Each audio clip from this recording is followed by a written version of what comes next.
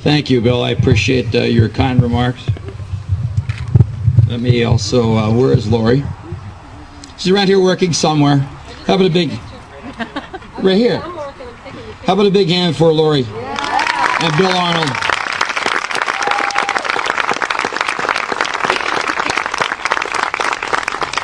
A couple of acknowledgments during the course of my remarks, but I have to tell you folks, there's a comedian out there who's often noted by the way he says, get her done. And as I got here today and began to reflect on what was accomplished here, and it's been described to you in so many ways in books and newspaper articles, and certainly by what the Arnolds choose to do here every day in their recount, that it does bring to mind the fact that we got her done, did we not? Yeah. 5 years ago.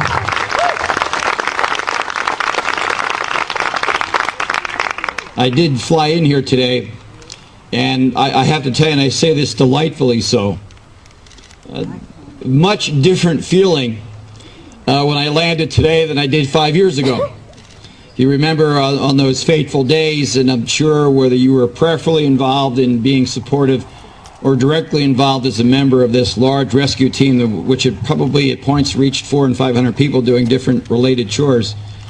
You know, there was 5 years ago the feeling that, woe is me, we may not be successful, we hope to be successful, as Joe Spafoni and I've discussed many times, and I want you to know one of the smartest guys when it comes to deep mine rescue is right off to my left here, Joe Spafoni. Joe, raise your hand. And it is an overstatement to say we couldn't have gotten it done with a number of people, but at the top of that list, if there was a list, with Joe Spafoni would be on it. But Joe and I have reflected on this, the fact that, as you well know, whether you're from Somerset or not, from around the country, around the world, you even know just a little bit about mining, when these kinds of accidents occur, maybe not water incursions, but gas explosions and that kind of thing, most perish, as parenthetically I would mention, and respectfully so, and to my sorrow, what happened in Sego not too long ago in West Virginia. It can turn out in a radically different way, and perhaps be at ceremonies where we offer our sympathies to families who have lost loved ones in a mining accident. But here, friends, and I hope it inspires smiles and thoughts of delight and pridefulness as it does in me, here at Quecreek, here at the Arnold Farm, here at Somerset County, we did get it done. We all came together in remarkable and accomplished ways and showed the world what determination and resolve and the attitude and the outlook of never giving up can produce. And so as we gather in reflective style today, it is nice to be able to say, unlike how I felt 5 years ago when I landed at that airport today, I was just happy at the prospect of being in your company. Because as Bill has said, and I mentioned it to my wife last night, but I had to get up good and early to get out here. I said I do feel like it's a home away from home. I'm from Bucks County, clear across the other side of the state. You know, it's just to give you some perspective, it's probably a 7-hour car ride, maybe a 6-hour car ride. So we're Washington crossed the Delaware. Probably we'd have been looking at a British flag had he not succeeded in the fight against the British in Trenton many centuries ago. But it is a home away from home. In a lot of ways, not only because of what occurred here, and you stand just a few feet away from industrial history. Most die in mining accidents. Here, all lived. And as Bill said, when we came here on those during those summer days of 2002, with tourism and the feeling that we were facing a major challenge across the world and certainly here at home, the country needed a lift. I hope you are prideful not only about the outcome of reuniting those 9 miners with their family members up at the Sipesville firehouse, but be prideful and delighted at the fact that we gave this country a lift. Because we never gave up, and because of the concerted, thoughtful efforts of so many people, some of whom you'll never come to know, we were successful at rescuing them. And often when I'm asked, whether it's in an assembly like this or a gathering in a high school auditorium where kids may ask about what happened in Quecreek during those 77 hours. I say, friends, really, they were saved 3 times. Of course, we all remember that Saturday night turned Sunday morning where in glorious fashion, each of the miners come up one by one and repeat it 8 times over after Randy Fogel, the crew chief, came up first. But I would take you back earlier in this whole saga when down below, literally where Rescue Shaft 1 is, and there's a small American flag to which I point right now where that little guy in the red shirt is walking near Rescue Shaft 1. 240 feet below were 9 miners, literally struggling for their life. And they will tell you to the man that they were laboring to breathe 5 and 6 hours after the water incursion, after Mo was operating that equipment and punched through to the Saxman mine, which is just over that way a little bit. It truly was a matter of trying to breathe.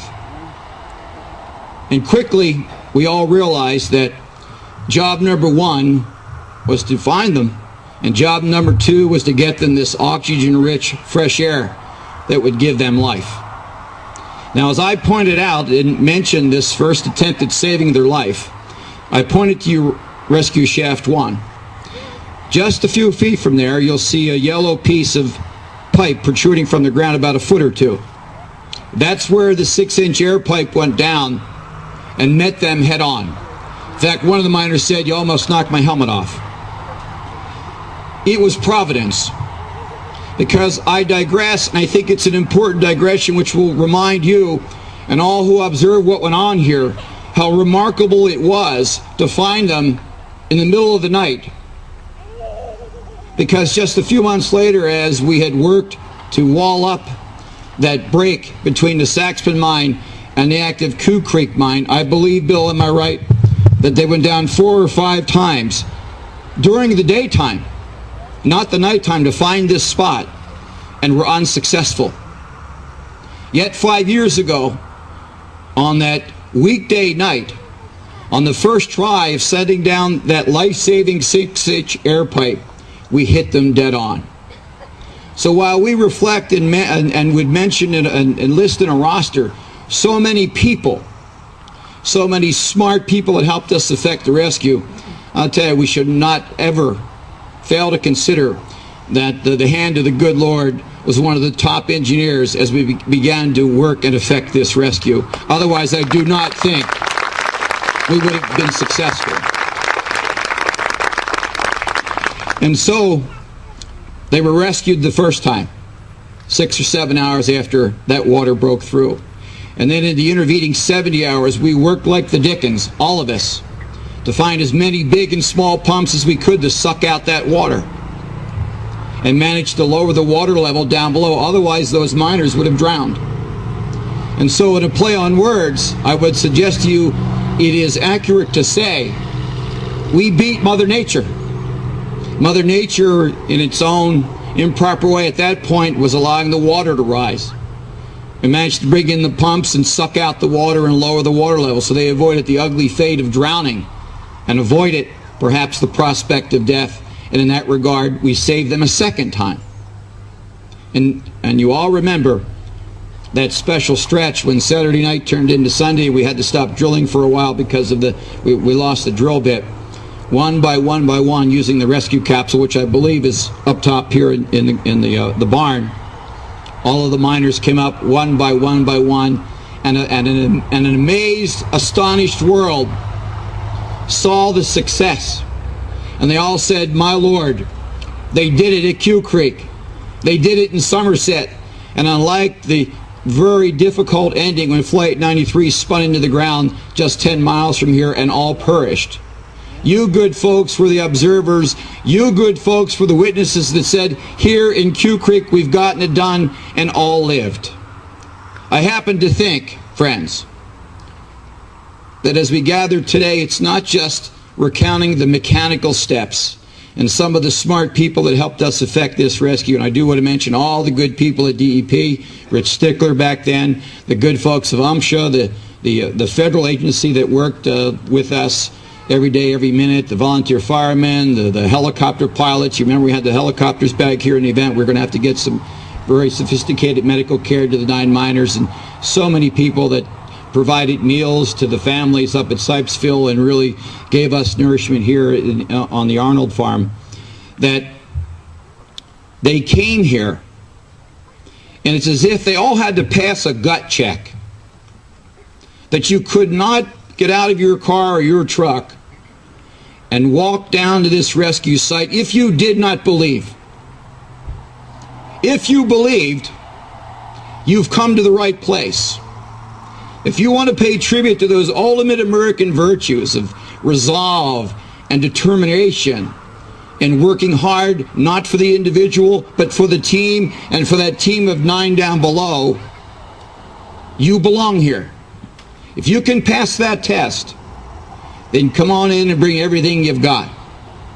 And believe me, friends, for myself as the governor then, and for all who were involved, and I believe our rescue team probably was well over 300 when we got into the 77th and 78th hour.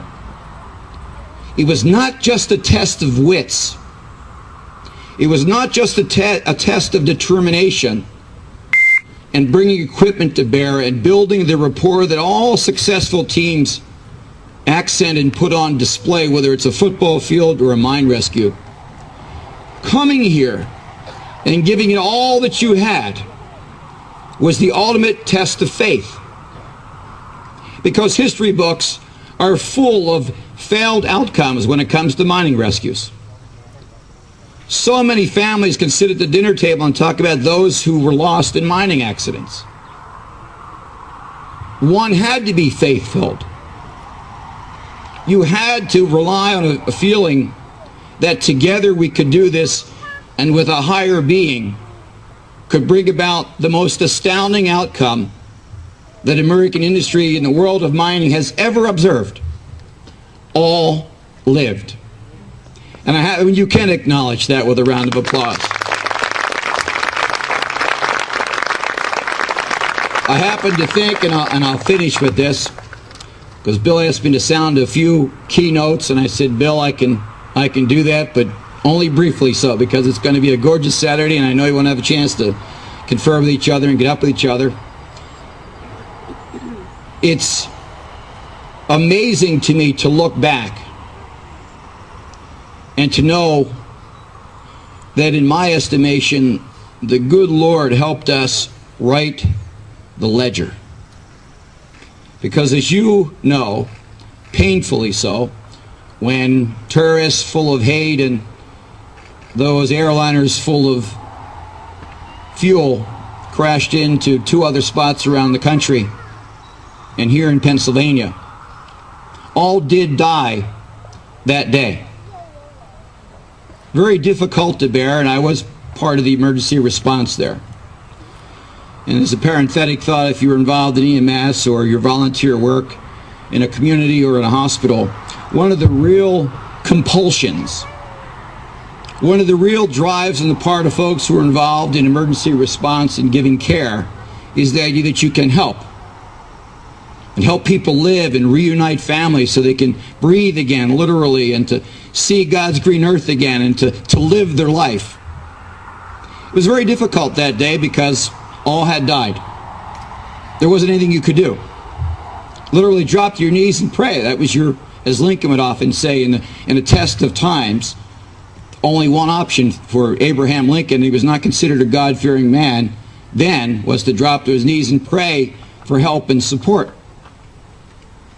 But here, the good Lord chose to write the ledger, to balance the books. In contrast, and this is what I think lures each and every one of you here, they all lived. And I'm prideful to offer that observation. And next to last, let me just say this. How about a big hand for the miners themselves?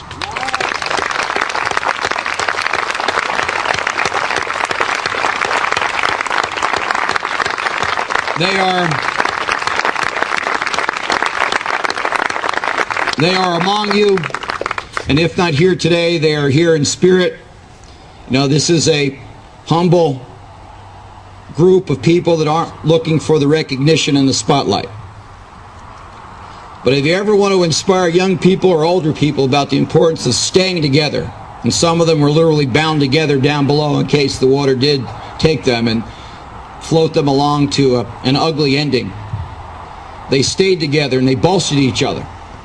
They never gave up. All of the things that your mom and dad and grandparents used to say to you before a Little League game or at the kitchen table, they lived. I'm proud to call them friends. I'm proud to sit and talk with them from time to time. They inspire me, and I'm happy that I have the opportunity just to offer some reflections, including the importance of what the miners did down below. While I'm at it, I know Representative Bastian was here and Senator Kucinich and I have had conversations about this.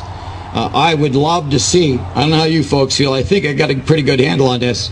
I'd like to see the state legislature act on some of the suggestions that Representative Bastian and Senator Kucinich have offered as far as strengthening the related Deep Mine Safety Act here in Pennsylvania. The last time, and hopefully you'll get the opportunity to pick up the phone and send a note. I mean, these acts go back to the anthracite and bituminous coal acts go back to the early 60s. It's about time we work to update that, certainly with an accent on keeping families first in this whole, and we hope and pray that we don't have these kind of accidents. But one of the things that I'm proud of as I reflect on what really worked dynamically during that 77-hour period, every one of my folks, and I want to mention, where's Dave Hess? Is Dave Hess here? Dave Hess is right here, who ran DEP back then, worked with Rich Stickler and Joe Spafoni. We were family people. You know, Kathy and I are raising 3 kids. And just so you know, to give you a Schweiker update, I've often said this, and folks said, and encouraged me to run again. Well, Kathy and I had made some other plans to refocus on our family. We are involved in 3 campaigns. Not in a political sense, in a family sense. That's Brett, Eric, and Kara. And we went off to that. And the campaigns are doing very well. Brett's going to be a freshman in college. Eric's going to be a senior in high school, and Kara's going to be a 9th grader. But through it all, it was our outlook and our preference that the family members hear every iota and development first from us and not through the media. It pained me to watch Sego.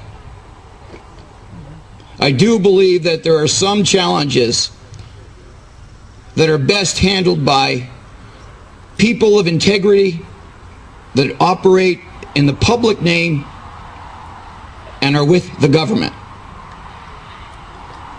Mine rescues represent such a moment and such a challenge. And if you remember, the sequence was often I spent most of my time here, and before I went down to that shopping center where we briefed the journalists and the reporters who were literally, after 2 days, were from around the world representing news gathering organizations, I'd go up and brief the families and then spend time with the media and the journalists.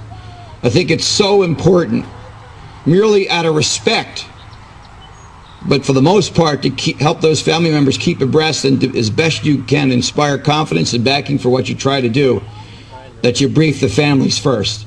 It ought to be a major component of what the state legislature chooses to do. Had a chance to talk to Governor Rendell about this, how I believe it's important and the time has come to act on this. And I do want to underscore the advocacy of Representative Bastian and Senator Kucinich, who I feel, as I do, that it's time to update the related law when it comes to deep mine rescue efforts. But with that, friends, let me just say this.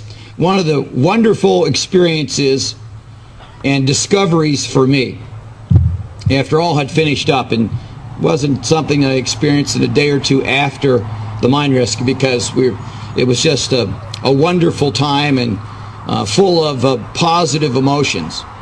But you know, during the days following and months following, many people had encouraged me to think about running again for governor. And I said, well, did not make a political decision, made a personal decision. Kathy and I are raising kids, and it's time to kind of refocus on the family. And just when maybe on my part I was wondering about the common sense of that decision, along comes a group of people, you good folks, Somerset County residents who literally were holding prayer vigils in churches and living rooms around this region, showed what it meant when you said it's family first. Extended family, mining families. But we support them, and we'll do everything we can in an indirect sense. When we saw the reaction of those miners' families yelling literally hallelujah, literally saying thank you, Lord, and then to see the families come together in the hours ahead or at the hospital, reunited, was just a powerful example that you could not avoid seeing. In the proverbial end, the only thing we've got is family. And I thought, that makes sense, and it just underscored my decision, and Kathy feels the same way. Family ought to come first.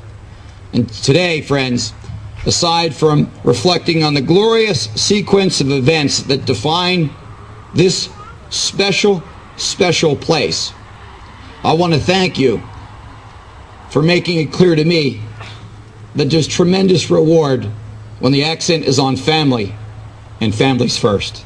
Thank you. Great to see everyone. Hope we have a chance to talk. Bill?